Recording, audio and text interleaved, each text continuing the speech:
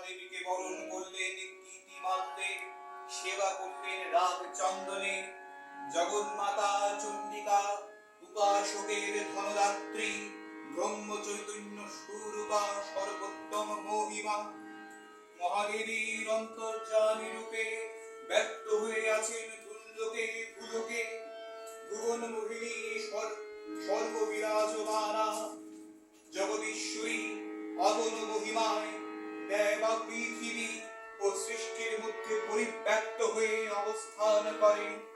পরম চৈতন্য রূপা, মানবের কল্যাণে সর্বমঙ্গলাবন উদ্বুদ্ধা দেবী নিত্যা।